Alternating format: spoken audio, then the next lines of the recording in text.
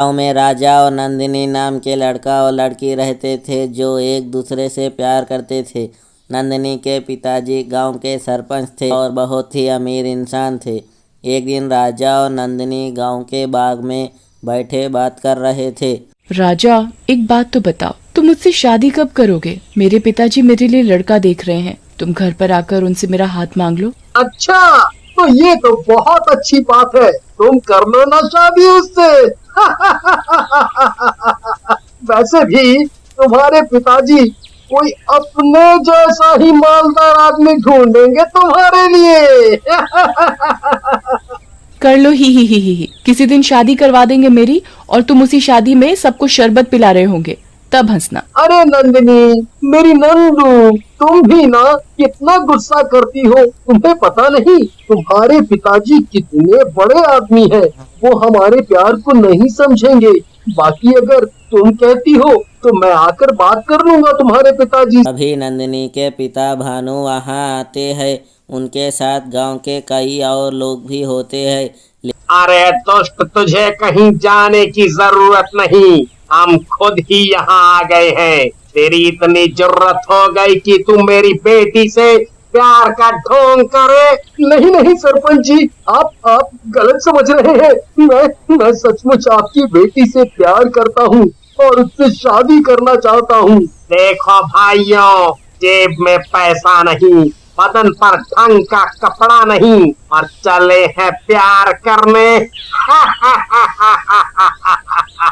पिताजी, आपको राजा की ऐसी बेइज्जती करने का कोई हक नहीं है। मैं भी उससे प्रेम करती हूँ। तभी भानु का एक साथी ताहिर बोलता है।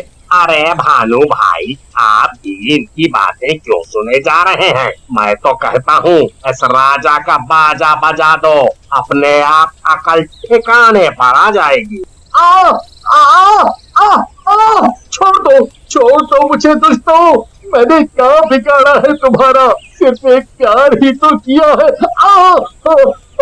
छोड़ दो मुझे। मेरे अंधे माँ बाप, उनकी सेवा के लिए कोई भी नहीं है घर पर। छोड़ दो मुझे, छोड़ दो। लेकिन भानु और उसके साथी उसकी कोई बात नहीं सुनते और राजा को मार डालते हैं और भानु नंदिनी को ले जाकर कमरे में बंद कर देता है। ये तो मर गया लगता है। अरे इससे पहले कोई देख ले, इसे यहीं दफना दो और चलो यहाँ से। पिताजी, आप और गांव वालों ने ये बहुत बुरा किया है। मैं इस सब का बदला लूंगी। मैं किसी को नहीं छोड़ूंगी। अब इस गांव में कभी खुशियां नहीं आएंगी। ऐसा कहकर नंदिनी अपने कमरे में बंद हो जाती है। उसके कई दिनों तक नंदिनी के कमरे से कोई आवाज़ नहीं आती है। ये देखकर भानु को शक होता है और वो उसके कमरे का दरवाज़ा तोड़ देता है। वहाँ नंदिनी की लाश पंखे से लटक रही होती है। अरे ये क्या हुआ? ये नंदिनी ने क्या कर लिया? उनके बाद भानु अपने बेइज्जती के डर से नंदिनी के लाश को घर के पीछे एक पेड़ के नीचे दफना देता है। उसके बाद समय बीतता जाता है। एक दिन गांव वाले भानु के पास आते हैं। सरपंच जी, कुछ करिए, इतना समय हो गया, बारिश ही नहीं हो रही।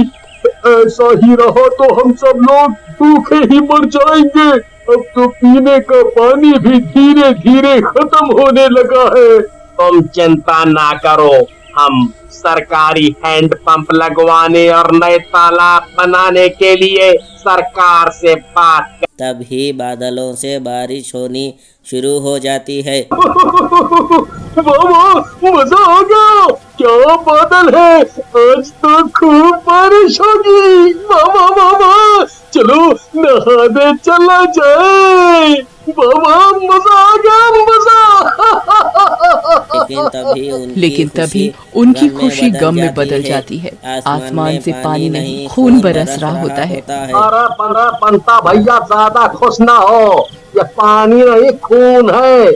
आसमान से खून की बारिश हो रही है, खून की बारिश। अरे गांव वालों, भागो रे भागो, अपने घरों की तरफ भागो।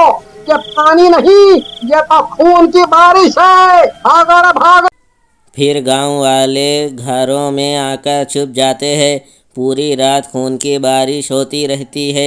अगले दिन सुबह जब गांव वाले अपने घरों से बाहर निकलते हैं तभी चारों तरफ खून फैला होता है। ये सब देख गांव वाले एक जगह इकट्ठा होते हैं। अरे भैया, ये सब क्या हो रहा है? ये खून की बारिश कहाँ से हो रही है?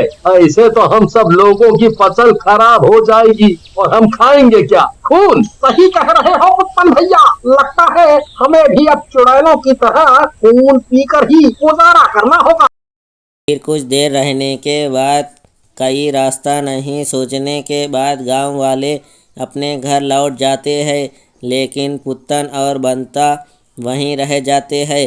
तभी पुत्तन बंता से बोलता है, ओ बंता, तू अभी बोल रहा था कि चुड़ैलों की तरह खून पीना पड़ेगा। कहीं ये चुड़ैलों का ही तो कोई काम नहीं है?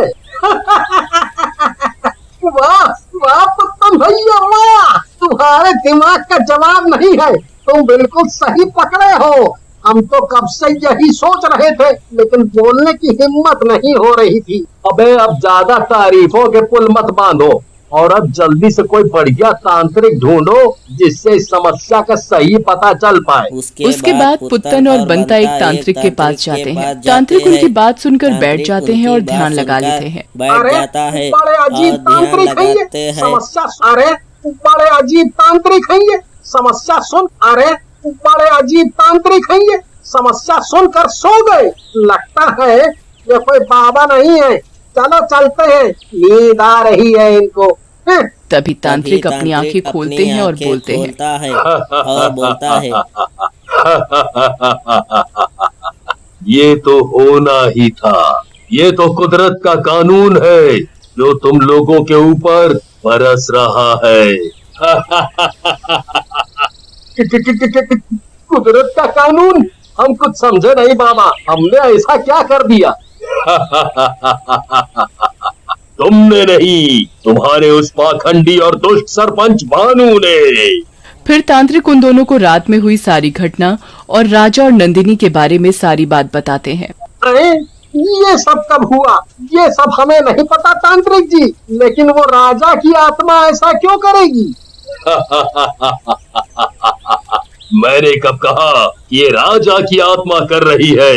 ये तो नंदिनी है जो राजा की मौत का बदला ले रही है, और आज रात तुम्हारे उस ताहिर की मौत है।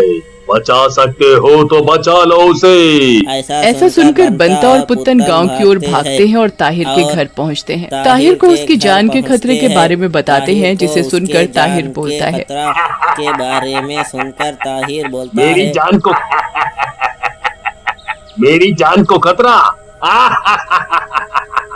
अरे तुम दोनों जोकर जाओ यहाँ से, मैं अपनी जान बचा सकता हूँ।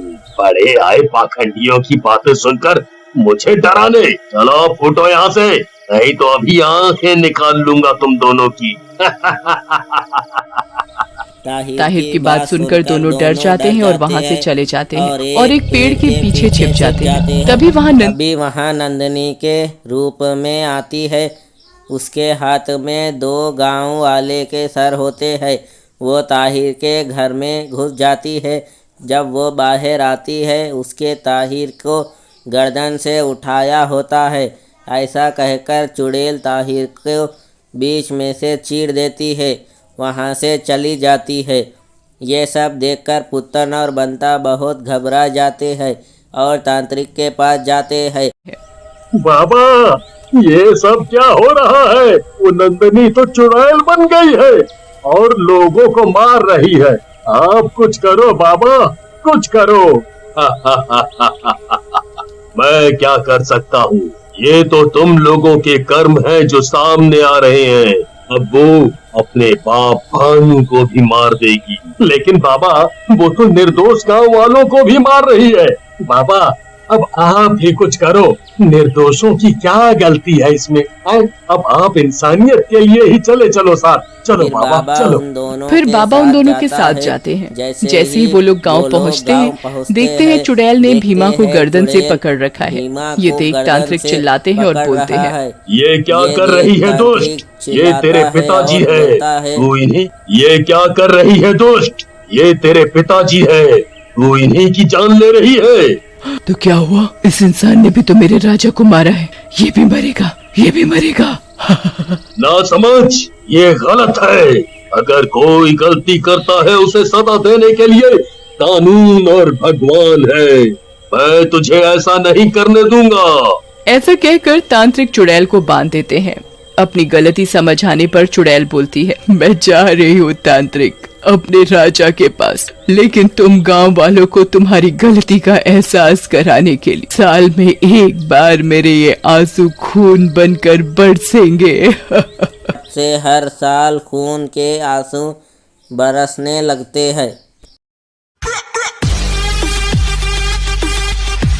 guys, hope you guys enjoyed this video. फिर क्या करना मालूम ना, लाइक करना, लाइक करा तो मैं और वीडियोस बनाता हूँ। सब्सक्राइब टू दिस चैनल, क्योंकि हर हफ्ते किराक अंगार चिकमार वीडियो आता है चैनल पे। सब्सक्राइब करो, turn on the post notification. दुआओं में आज स्टे खिराक।